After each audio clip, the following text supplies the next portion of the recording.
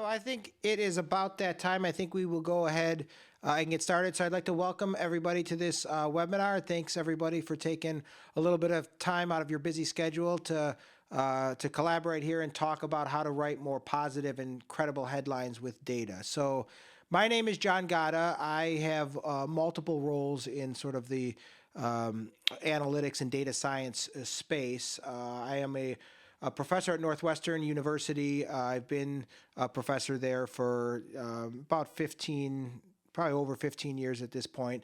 I was the director of research there for 12 years. I'm also president and CEO of ECRA Group, which is a national research and analytics consulting firm. And so I've always been sort of half academic, half entrepreneur. I've spent my whole career in data science. My PhD is in statistics, and I've spent my whole career not only in the application of data science algorithms to education problems, but I've also spent my career helping educational leaders use data more effectively, specifically on how to use data to write more positive and credible headlines with data. And so the reason why that is important is because the presentation that we're doing today is not about spin. It's actually about being more rigorous. And so what I mean by that is what I have learned over my long career helping educational leaders use data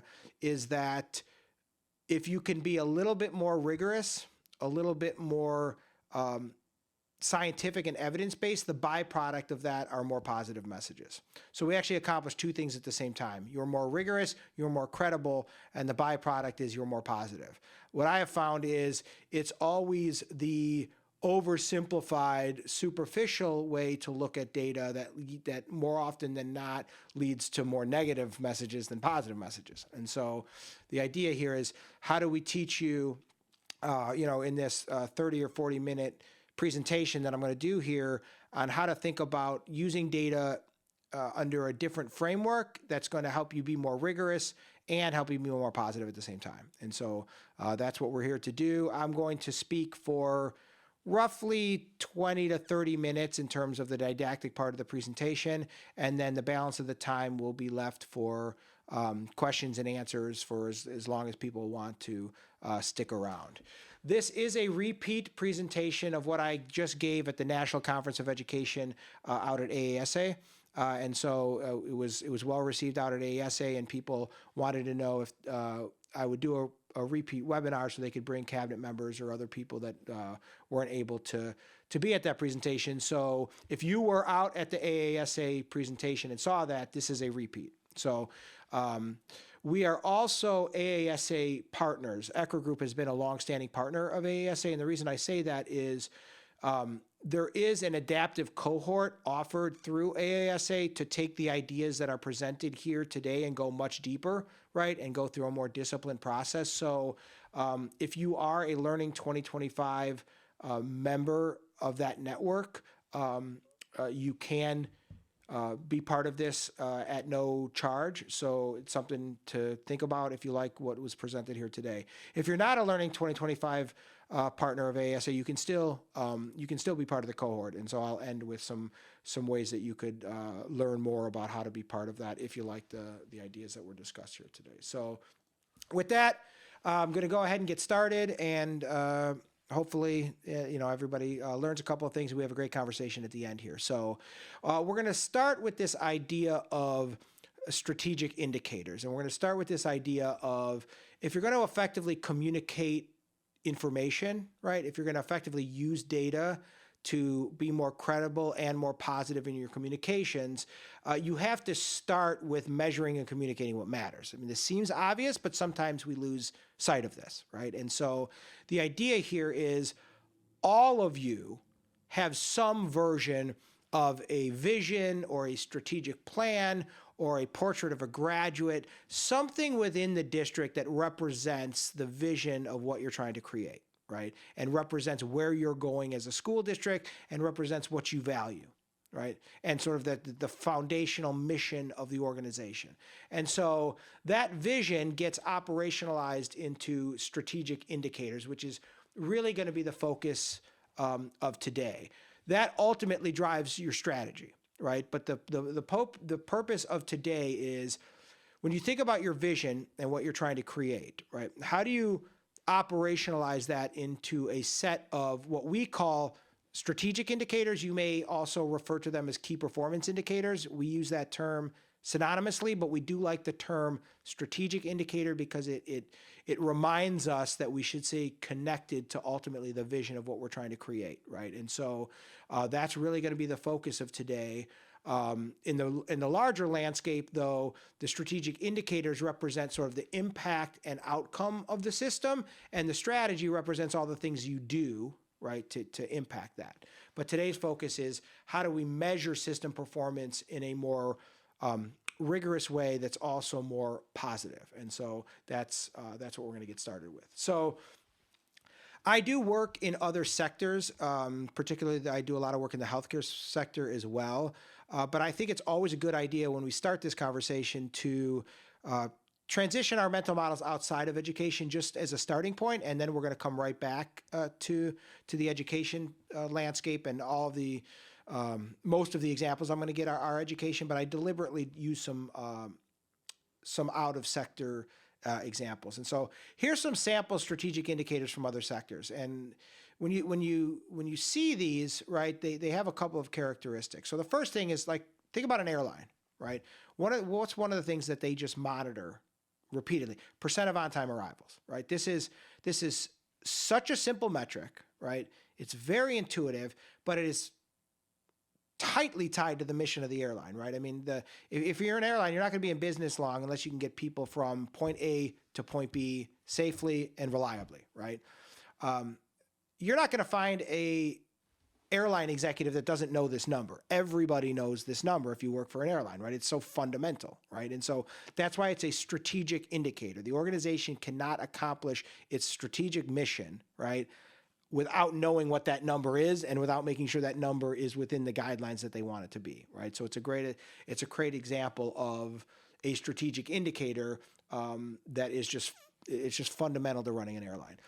In healthcare, one example is readmission rate, right? This is a piece of data that is tied not only to the quality of the healthcare organization, it's tied to reimbursements and funding of healthcare organizations. You will not find a healthcare executive that doesn't know that number if they work for a healthcare system, right? And so, again, it's a great example that as a healthcare system, you want, if people present to your hospital, you want to make sure you treat them in a way that they don't come back, right? Or they don't come back at least within 30 days as one metric is defined. And so it's another example of a strategic indicator that's just fundamentally tied to the mission of the organization. And then the last one I use is economics, just because inflation is such a popular topic right now. You're not going to find an economist that doesn't know what the inflation rate is, right? It's sort of fundamental, right? And so the thing I want you to start thinking about is within your district, because this is where the process starts, right? In your district, what are those pieces of data? What are the strategic indicators that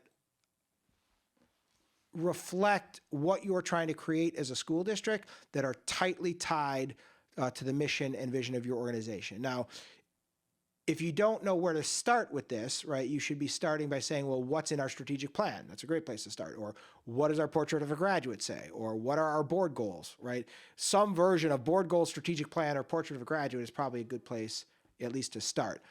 What's on the screen right now is a sample framework. This is not meant to advocate for these particular metrics, but it's meant to give you an idea of where the process starts, right? The process starts with what is it ultimately that you need to be communicating, right? Before we even get to the data piece, like when you think about all of the reporting that you do, whether it's to the Board of Education, whether it's to the broader community, what are the things that you always need to communicate on because it's important and it ties to the vision of the school district? So you might think about that in terms of three main goal areas. Maybe a particular school district has a strategic plan that has a student success goal area, a learning environment goal area, and a finance and operations goal area, right? But we have to go farther than that. If we're going to use data effectively, we have to do more than just student success. What does student success actually mean? Does it mean proficiency? Does it mean growth? Does it mean access to advanced programming? Does it mean co-curricular involvement, right? These are the pieces that you have to work through to identify, at the end of the day, what is it that you're communicating? If you talk about the learning environment, are you talking about class size? Are you talking about teacher retention? Are you talking about student safety, parent satisfaction? You could go on about the indicators that would collectively represent the learning environment. If you talk about finance and operations, what are you talking about? Are you talking about enrollment? Are you talking about financial adequacy? Are you talking about academic return on investment? Are you talking about debt capacity? The idea here, again, is that you need to move through this process of taking a vision, something abstract, right, and operationalizing it into something more tangible, right, something that you can observe and that you could start to collect data on. And then I'm going to show you a very concrete 3-step process that you can use, go back to your district immediately and put into action that will help you write more positive and credible headlines. And so my goal for today is that you come away from here with a sense of, well, I can take these ideas and I can immediately today, and probably by the end of the day, I could put this into action, right? And so what does this process look like? The process looks by defining the strategic indicator. So that's what I sort of teed up already, right? So if you have to communicate proficiency to the Board of Education, or you need to communicate academic growth to the Board of Education, or you have to communicate connectedness, or you need to communicate finance, right? You're going to have to define a strategic indicator. What that means is going one step further. If we say student proficiency, what's the metric we're using? If we're saying student growth, what's the metric we're going to use, right? Once we've defined that indicator, then we can establish a benchmark, right? This is, if you're going to take one thing away from this presentation today, it's the importance of establishing the right benchmark, right? Because that's where all of this really becomes useful. And then the way in which we communicate headlines or write messages is we compare the value of the strategic indicator to the benchmark, and then we write a headline by comparing your value against the benchmark. And I'm going to deliberately be redundant as part of this conversation because I want to just kind of get into cadence to keep repeating myself over and over and over again so that you get the idea and you get the cadence of all of this. So when we talk about strategic indicators, again, we're talking about something strategic and intuitive. So the strategic piece means it better reflect the vision. This is this whole idea of measure what matters. So if you're an airline, percent of on-time arrival, right? If you're a healthcare organization, readmission rate. These are examples. If you're talking about your particular school district, tie it to the vision so that people make sure that they see the connection between the vision of the school district and the things that you're communicating. And that's the idea. And ultimately it needs to be intuitive, right? Percent of on-time arrivals is a perfect example because you don't need much explanation to know what that means, right? The hardest part here is the benchmarks. We're going to spend a lot of time talking about benchmarks here today and going through numerous examples of how to choose benchmarks and how the choice of benchmark changes the way in which the data is interpreted. Benchmarks come in a lot of different flavors, but I would say most of the time they come in one of these 4 buckets, and these are the examples of benchmarks we're going to use today. And the first one is a normative reference. So what does that mean? That means a benchmark that either compares to maybe a state or a nation. It basically takes the value in your district and situates against a backdrop of what's typical or atypical, right? That's a very effective way to use a benchmark. Another way to use a benchmark is a baseline value. That's just to say that you compare the value in your district. Maybe you're looking at proficiency and your rate is 48% proficient in math, right? And a baseline would be what that value was in your district at one point in time. So maybe you create a 2019 baseline for proficiency within your district before COVID, right? And then you continue to compare against that baseline. We have examples of that too. You often see baselines in terms of a projected or expected value, right? You see this a lot in the financial industry where they talk about the earnings against what the expectations were. But you see this across education. You see this across healthcare. It's a very common way to establish a benchmark. Because you need to create a projected or expected value to compare it to. And sometimes you either see target or policy value. So I'm going to give you examples of all of these. And the bulk and balance of this presentation is going to be going through many examples of applying this framework and then looking at how the headlines change depending on the choices that we make. And so the final thing I would say about the benchmark and why it's so important is because, I have a PhD in this stuff. I've spent my entire career in data science, right? If you were to give me a number and ask me to interpret the number, even if I'm knowledgeable about the area that the number is, I'm still going to be hard pressed to know how to interpret it. The thing that I'm going to tell you is, well, I need another number next to it that has a definition to it so that I have some context, right? Then I can interpret it. So I sort of live by this mantra that a number should never live alone, right? You can't have a number just hanging out by itself. It always has to be next to another number, right, that has some context, some meaning to it, right? That's the benchmark. Then you're in a position to interpret it right, and then you're in a position to communicate it right. And, Einstein proved that time and space is relative and information is relative too, and certainly data is. And so it's this idea that you always have to have the value next to a benchmark. Then when we get to the part of communicating a headline, you simply compare your value to the benchmark and write a headline. And then it works out really well. So now we're just going to go through a bunch of examples. I'm going to start with one outside of education, and then I'm going to go through a bunch of education examples. So I'm going to start with inflation just because it's so prevalent. It's in the media everywhere, and I think it's a good example of sort of benchmarks and how they work. So we're going to define an indicator, we're going to establish a benchmark, and then we're going to communicate a headline. So we're going to define inflation. Now, you could come up with different definitions. The main idea here is you can't just say inflation, right? Just like you can't just say student proficiency, just like you can't just say student growth, right? You have to define it. You actually have to be more specific in terms of the metric. And one of the most widely used metrics of inflation is the consumer price index, right? And that's the average price for a basket of goods and services. The reason why I think this is a good example is it's a nice idea about the baseline, right? Is because you may or may not know this, but the way that inflation is measured is it's against this fixed basket of goods in the past between 1982 and 1984. They've just established a baseline. They don't change the basket of good every year because they need a fixed value in the past that they continue to benchmark against so that they can actually see if prices are increasing. And so this particular example is using benchmark as baseline, okay? Now, these are actual headlines that came from media coverage on April 12th, 2022. And the reason I'm using this example again is it's amazing to me that basically every single news outlet wrote the exact same headline. These are real headlines. The USA Today wrote, inflation rose at fastest pace in 40 years. In March, as consumer prices jumped 8.5%. CNN wrote that consumer price inflation hit a new 40-year high in March, and Fox Business wrote that inflation surges 8.5% in March, hitting a new 40-year high. Again, why did I choose this example? Because it's a perfect way to demonstrate that they basically took the value, compared it to the baseline, right, or the benchmark, right, and then wrote the headline. And so you had three completely independent news outlets essentially write the exact same headline, because they used the exact same process.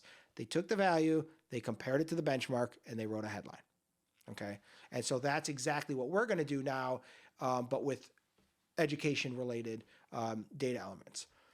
First example we're going to do is student proficiency. It's impossible in education space to not have to report on proficiency in some capacity, right? So I think it's a good example. So we're going to define it, we're going to establish a benchmark, and we're going to communicate a headline, and then we're going to think about what the headline would be without the benchmark and then what the headline becomes with the benchmark, okay? So what metrics should we use to define proficiency? Because remember, in order to do this process effectively, we have to go one step further than just proficiency. Now, you could come up with lots of ways to define a metric for proficiency. I'm going to use percent meeting or exceeding state standards, right? Because every state has some version of this, right, for the most part. And so this is often what gets reported on state level report cards or profiles, and often what gets communicated to boards of education and the community just because it's so available and publicly reported, okay? So Let's do a little motivation here, a little motivating slide here. Now, this data is actually real data taken from the state of Illinois, but again, I work all across the country. I can tell you this pattern exists in many, many places across the country. So this is actual data from an actual school district, okay? This is tracking their percent meeting or exceeding state standards over a 17-year period, okay? Who wants to communicate this? Anybody excited about communicating this? Right? If you were to take this at face value, what were some of the things you'd immediately start saying? Like automatically you start saying, right, wow, despite all these investments in education that, back in 2006, 17 years ago, students were 95% proficient. Now they're all the way down to 40%, proficient. Like what is going on in our school district, right? It seems like Rome is burning, right? But we know this is not true, right? And how do we know this? Because we know that a lot of metrics in education are, I like to say, contaminated with state policy layered on top of it. And so if we were to layer that, we know that there was a policy change here. And this is because, again, this is real data. We know there was a policy change here. We know there was a policy change here, and then the COVID was here. So when you start layering the policy, and if you were to go back, in time, this is when the Race to the Top initiative came, and then you had the park come on the scenes, and then state of Illinois changed their cut scores, and so on and so forth. But if you were to just report this metric without the appropriate benchmark, you're kind of really in a difficult spot here, because how do you communicate all this intricacy of policy changes and cut score changes and all of that, right? It's impossible. You're never going to get people to understand all that. So a starting point is we could draw another line next to it and just say, well, how did the state do over that same period of time? Again, this is real data. And so already we start to see a better picture. We can already start to see in our mind, okay, feeling better about having to communicate this, right? Because without that line, I'm communicating that despite all this investment and work we've done in the district, that, we used to have 95% of our kids proficient, now we have 40%, right? But now you add the state line, you start to realize, well, wait a minute.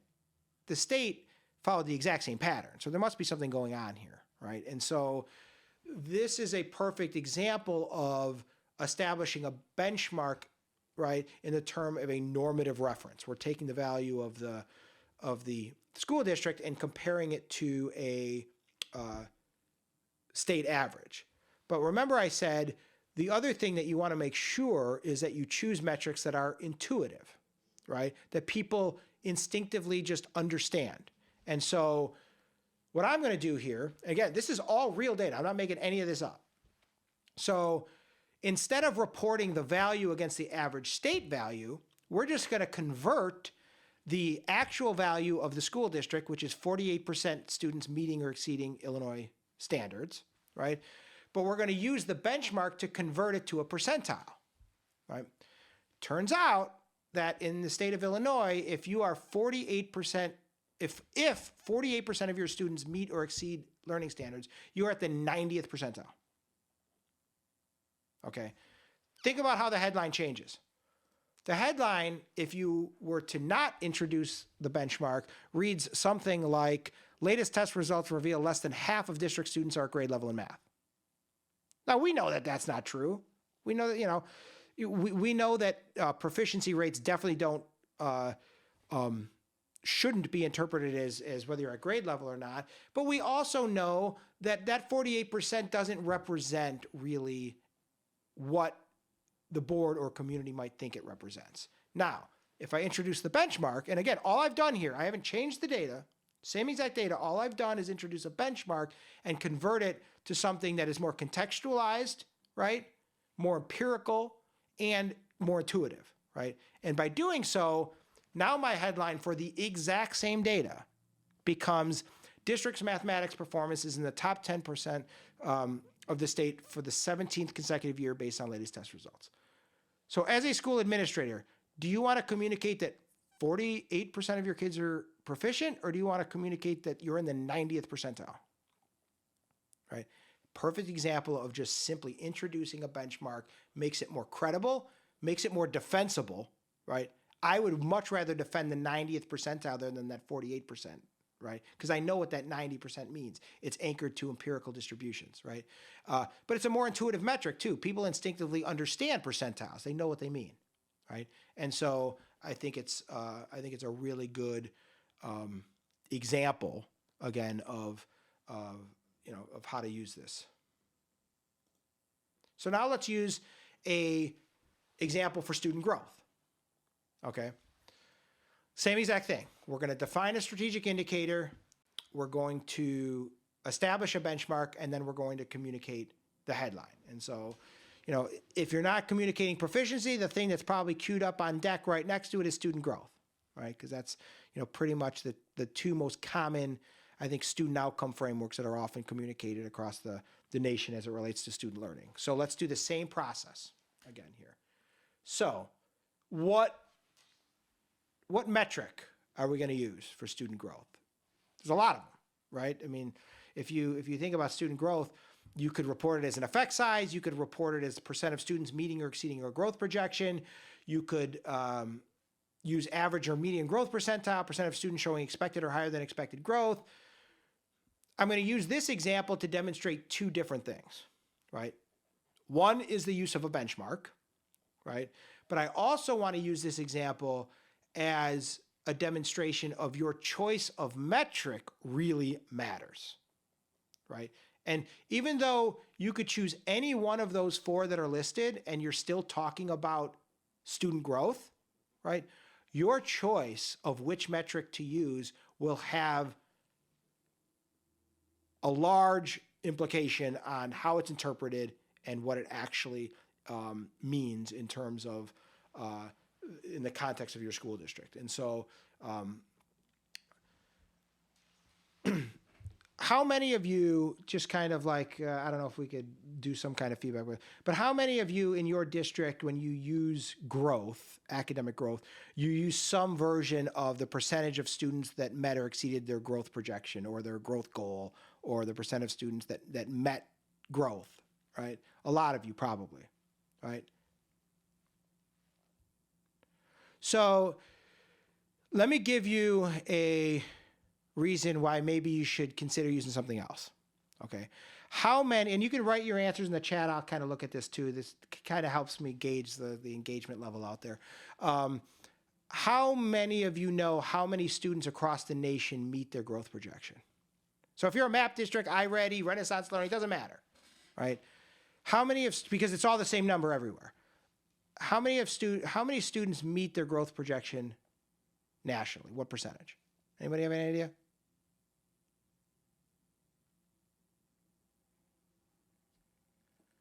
Well, it turns out that it's mathematically predetermined, okay? That's why I say it's the same for any publisher that you choose. By definition, it's 50%. It will always be 50%. It's never going to be anything else, right? So even if you're doing well, right, your numbers are going to maybe be in the high 50s, 57, 58, 59, right? And so unless you are trained and understand these things, that the way that all these models are built is the growth goal, right, is always built with, there's always a distribution, right? And the growth goal is the center of that distribution, right? So there's always going to be, to make it the most accurate, half are going to be below and half are going to be above. The problem is if you use that metric, now you have to go to your Board of Education and say, oh, our latest results show that 54% of our students met or exceeded their growth projection. And then people say, well, that doesn't sound very good. You're saying that like only a little over half of our kids grew as we would have expected them to grow? Well, no, that's not what that means at all. It means that you've chosen a metric that the benchmark, the normative reference, right, is 50. So if 50% of kids meet growth projections, you are growing consistent with the nation, right? But people don't understand that, right? And so every publisher also has some regions of growth, right?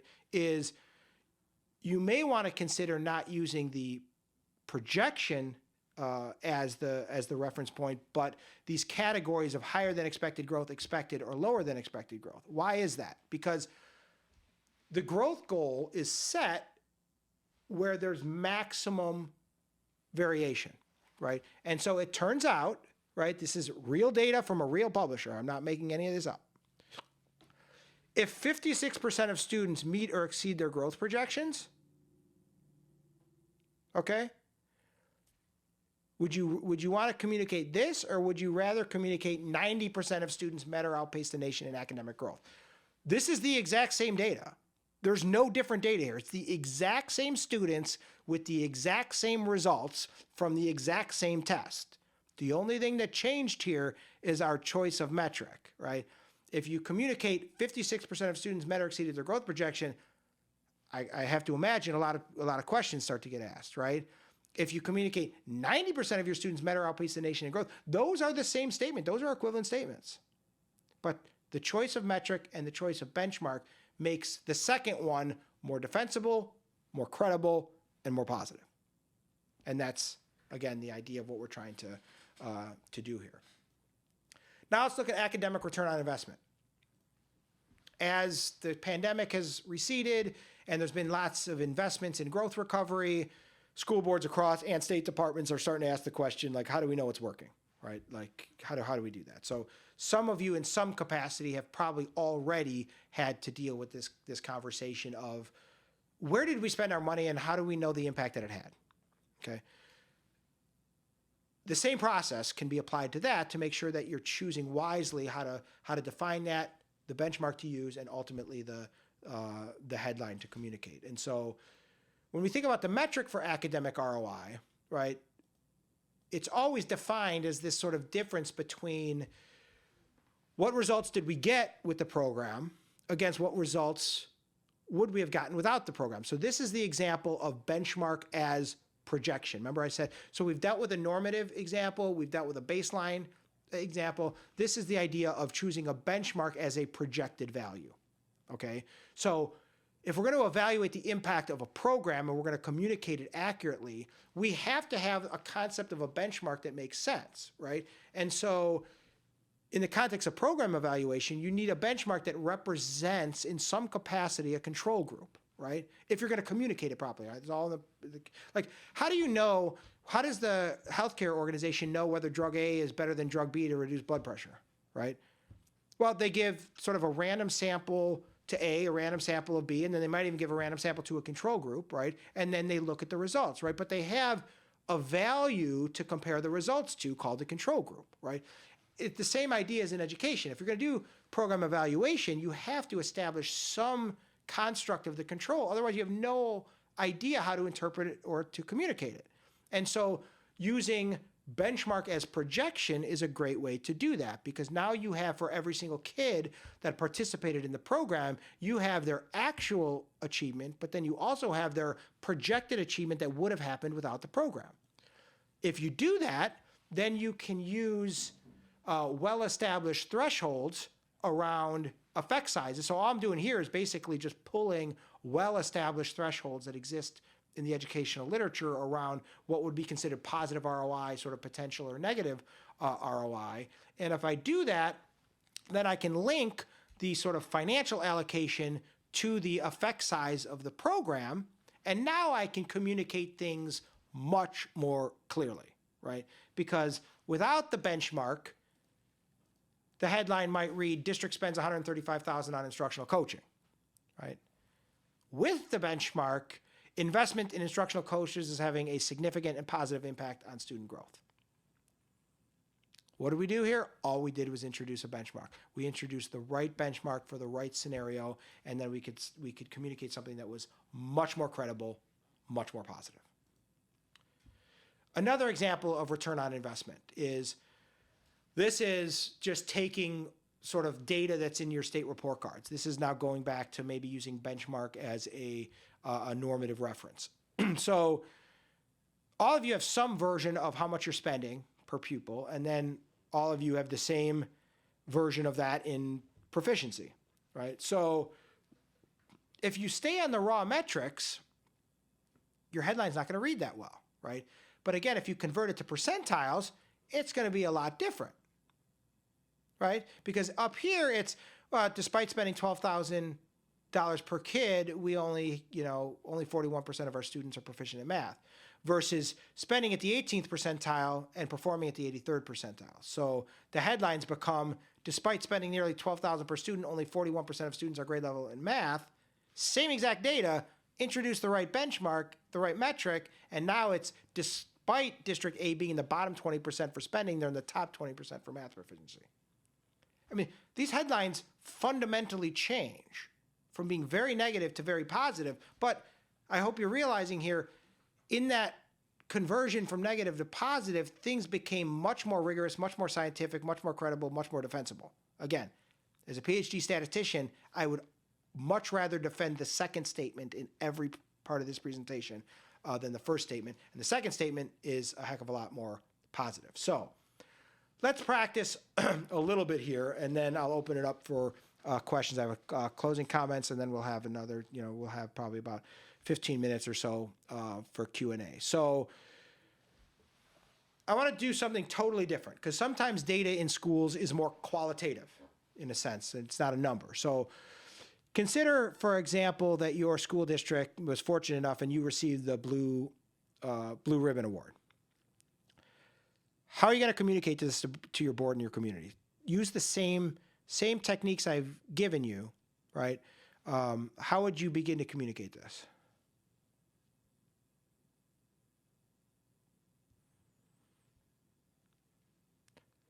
So, yeah, Jason, you want to shout out?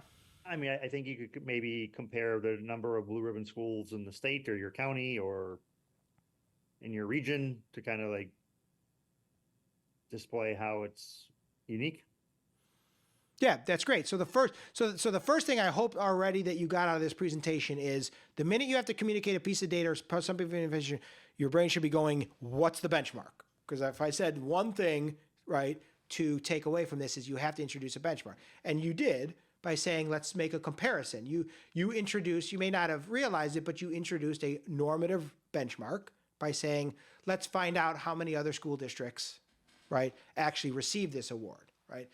That's a great way to go, because if you do that, then your headline becomes, instead of just your headline being, our school received the Blue Ribbon Award, the headline becomes, school receives prestigious Blue Ribbon Award by U.S. Department of Education, an elite designation for top 1% of schools.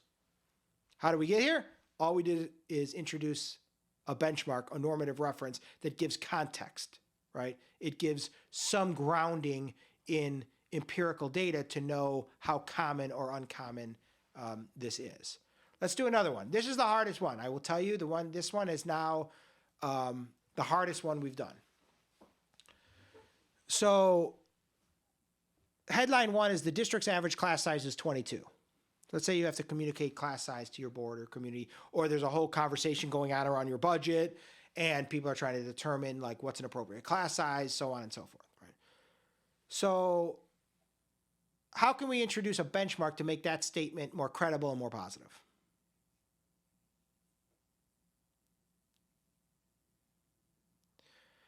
I'll give you a hint. The reason why this one's tough, this is a hard one, and the reason it's a hard one is because class size is a very difficult metric, right?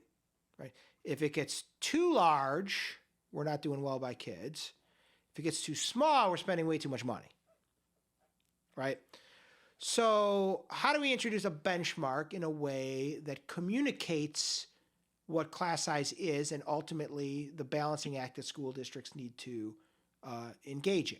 Well, if you go back to the sort of beginning part of this presentation, one of the examples of a benchmark that I gave is a policy value, right? It doesn't have to be a comparison to the state or nation. It doesn't have to be a baseline, right? It doesn't have to be a projected or expected value. It can be, and oftentimes the right way to do the benchmark is a policy value. And so what I mean by that is just, can your district establish kind of in policy, a strategic zone for where you think class size strikes the optimal balance? Because if you do so, then instead of your headline just becoming the class size is 22, now the headline is, the district hits its target for average class size by balancing cost and benefit. Now you've communicated that you've hit your target, which everyone loves to do, and you've communicated that you recognize that class size is a balancing act and that you are disciplined about how you think about class size. And so just by introducing a benchmark, you sound more credible, sound more sophisticated, and ultimately communicate something that's much more positive. And again, much more accurate in its relationship to what's actually exists. I said from the beginning, and I've reiterated over and over throughout this presentation, is throughout these examples, the more positive one is definitely the more scientific and the more credible one. And so you accomplish both things at the same time. So in closing here, a couple of things. So how do you actually do this in practice, and how do you get this sort of idea off the ground? Well, you can immediately take this process and implement this 3-step process back in your district. You could probably already, by the end of the day, start thinking about ways you might do this, right? But when you think about it from a larger standpoint, right, how do you change the way in which you feed data and information to the Board of Education and the community, right? Is you have to market the message, right? But in doing so, you need to create a space where it's visible that here are our strategic indicators. So think about that framework: student success, right? Learning environment, finance, and operations, right? You need to have a space that you can always point people to say, this is what we mean by student success. This is what we mean by learning environment. This is what we mean by finance and operations, right? It's a strategic dashboard, something that is a scorecard that any single time you're communicating with the board or the community or anybody, everybody's talking to the dashboard, right? Because then, just like I said before, if you're going to change culture in terms of making sure that everybody's on message and is evidence-based, right? Everybody has to have their talking points. And a strategic dashboard basically gives everybody their talking points, because it's like, when we talk about student proficiency, this is what we mean. When we talk about learning environment, this is what we mean. Oh, and by the way, when we communicate student proficiency, we use this metric and this benchmark, right? If you make it visible through a strategic dashboard, then every single time anybody has a question about district performance, you go right back to the dashboard, and you build it by applying the 3-step process, right? You define the metric, and you actually write the headline on the dashboard so that people interpret it the right way. And so I mentioned that there is a program through AASA, an adaptive cohort offered through AASA, that leads you through this process, takes the ideas that we covered here today, but leads you through an ongoing process that at the end of the adaptive cohort, you will have a strategic dashboard that's publishable, that incorporates all the ideas that we went through here today. So if that's of interest to you, there is a link in the chat, ecragroup.com/AASA, and you can register to be part of this adaptive cohort and go much more in depth on these ideas that we did today, and with the tangible outcome of you will, at the culmination of the adaptive cohort, you will have a completed strategic dashboard. So how to get started, final remarks before I open it up for questions, is document your strategic indicator framework. So you got to decide what matters and stick with it. So that's the basic idea that I just said here of, if you can create the framework, right, and you can get everybody to agree that these are the indicators that matter, right, then you implement the 3-step process for each indicator, right? You define the metric, you establish the benchmark, and you write the headline. So it's about, like, once you have that framework, then just go for each one of the indicators that are on your framework, go through the 3-step process over and over and over again for each indicator, and then build and publish the strategic dashboard, which is organize the dashboard consistent with your framework, present the data using the metric, benchmark, and headline, but you stick to the script, right? The great thing about building the dashboard is everybody knows the script, right? Everybody knows how to talk about proficiency. Everybody knows how to talk about growth. Everybody knows how to talk about finance. Everybody knows how to talk about learning environment, right? Why? Because you've went through a disciplined process to define the metric, to define the benchmark, and write the headline for people, right? You will, in a very short amount of time, see a drastic improvement in how performance data is used and communicated both to the Board of Education, internal stakeholders, and the community.